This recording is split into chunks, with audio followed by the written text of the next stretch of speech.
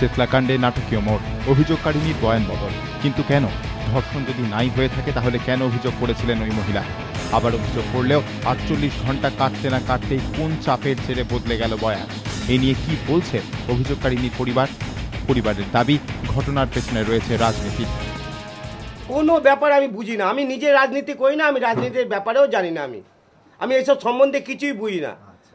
আমি 3-4 ক্লাস পড়েছি, আমি এইসব ব্যাপারে নিয়ে আমি কোনো এইসব চর্চা করি না স্যার। সে তাদের সাথে কি ঝগড়া হয়েছে তারা জানে, মেয়েরা সব রাজনীতি করে, তাদের ব্যাপারে তারা জানে, আমি এইসব ব্যাপারে কিচ্ছু জানি না।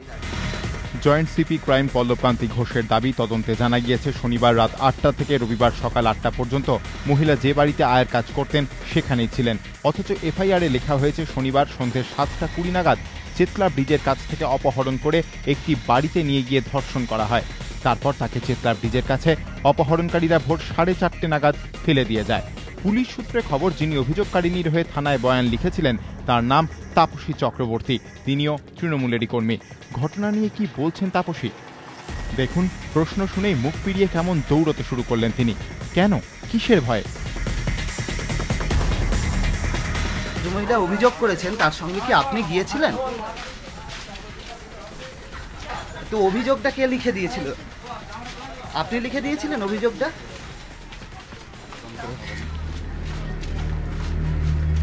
কেন ক্যামেরার সামনে মুখ খুলতে চাইছেন না তাপসী? তাহলে কি ঘটনার পেছনে অন্য কোনো ঘটনা রয়েছে? পুলিশ জানতে পেরেছে অভিযোগকারিনী নিজেই আবাসন মন্ত্রী অরূপ বিশ্বাসের ভাই স্বরূপ বিশ্বাসের স্ত্রী তৃণমূল কাউন্সিলর জুঁই বিশ্বাসকে ফোন করেন। পরে জুঁই বিশ্বাস নিজেও থানায় গিয়ে এ বিষয়ে ওসির সঙ্গে কথা বলেন। যদিও তৃণমূল কাউন্সিলরের দাবি, জনপ্রতিনিধি হিসেবেই থানায় গিয়েছিলেন তিনি। গোষ্ঠীদ্বন্দ্বের কোনো প্রশ্ন ওঠে না। এই মেয়েটি আমাদের দীর্ঘদিনের পার্টি কর্মী এবং আমাদের 100 দিনের কর্পোরেশনের কাজ করে, যে কাজ আমাদের 100 দিনে চলছে। এই মেয়েটির ফোন নাম্বার থেকে আমার কাছে সকালবেলা একটি ফোন আসে, তাতেও বলা হয় যে মেয়েটিকে কেউ অপহরণ করে নিয়ে গেছে এবং তারপরে মেয়েটি রেপড হয়। এই কথা শোনার পরে স্বাভাবিকভাবে একজন মহিলা হিসেবে আমার যেটা প্রাথমিক কর্তব্য ছিল, আমি ওনাকে বলি ঠিক আছে, আপনি লোকাল পুলিশ স্টেশনে গিয়ে আপনি কমপ্লেন লজ করুন। তারপরে কিছুক্ষণ পরে আমি যাই এবং ওসিকে বলি যে আপনি ঘটনাটা দেখে নেবেন, যাতে একজন মহিলার উপরে অত্যাচার যাতে না হয় সেটা আপনি দেখে নিন। যদি কোনো ঘটনা থাকে আপনারা সেটা তদন্ত করে দেখুন। পুলিশ আরও জানতে পেরেছে, অভিযোগ দায়ের হওয়ার আগেই রবিবার স্বরূপ বিশ্বাস বাঙুর হাসপাতালের সুপারকে ফোন করে বলেন একজন মহিলা হাসপাতালে যাচ্ছেন, তার মেডিকেল পরীক্ষার জন্য একজন চিকিৎসক যেন তৈরি থাকেন। হাসপাতাল সূত্রে খবর, মন্ত্রী অরূপ বিশ্বাসের ভাই স্বরূপ বিশ্বাস রবিবার দুপুরবেলা এই এমআর বাঙুর হাসপাতালের সুপারকে টেলিফোন করে বলেন এমার্জেন্সিতে একজন ডাক্তারকে রেডি রাখুন, এক মহিলার মেডিকেল টেস্ট করাতে হবে।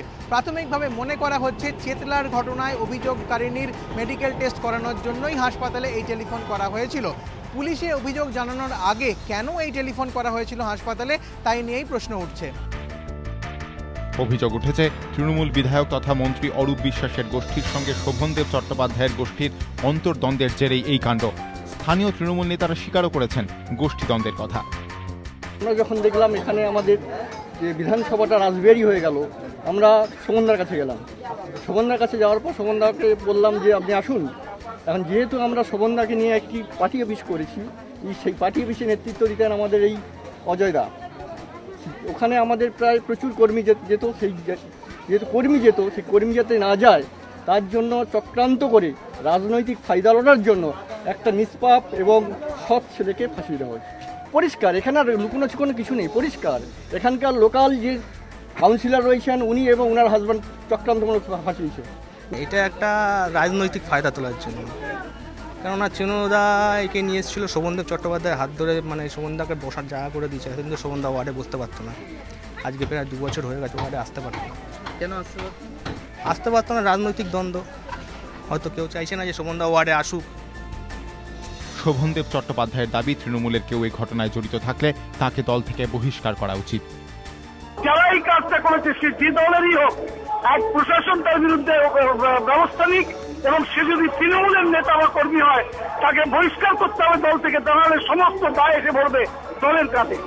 পুলিশের দাবি, মহিলা স্বীকার করেছেন ধর্ষণ নয়, হয়েছিল শ্লীলতাহানি, তাও শনিবার সন্ধ্যায় নয়, রবিবার সকালে। পুলিশ যাতে অভিযোগকে গুরুত্ব দেয় তাই ধর্ষণের অভিযোগ করা হয়। এখন প্রশ্ন উঠছে, মিথ্যে অভিযোগ জানানোর জন্য কেন আইনি ব্যবস্থা নেওয়া হবে না মহিলার বিরুদ্ধে? যে অভিযোগ করলো knowing it to be false, সে একটা পাবলিক সার্ভেন্টকে একটা লফুল ইনভেস্টিগেশনে করলো to harass another person. হ্যাঁ, 182-তে শাস্তি দেবো। হ্যাঁ, তো 6 মাস আর 1000 টাকা ফাইন। যখনই স্টেট ইনভেস্টিগেশন নিয়ে নিল তখনই কিন্তু স্টেট হয়ে গেল কমপ্লেনেন্ট, ভদ্রমিলা হয়ে গেল ডিফ্যাক্টো কমপ্লেনেন্ট। সেই জন্য স্টেটের against malicious prosecution, defamation, damages এ স্যুট, তার মানহানির জন্যে। তো এই অপশনসগুলো আছে আপনার অজয় বাবুর কাছে। কোনটা সত্যি, ধর্ষণ নাকি ধর্ষণ নয়? ঘটনার পেছনে কি তৃণমূলের গোষ্ঠীদ্বন্দ্ব? এক গোষ্ঠী কি তাহলে মিথ্যে মামলা দিয়ে অন্য গোষ্ঠীকে ফাঁসাতে চেয়েছিল? রাজনৈতিক চাপে কি এখনো পর্যন্ত মামলা দায়ের হলো না?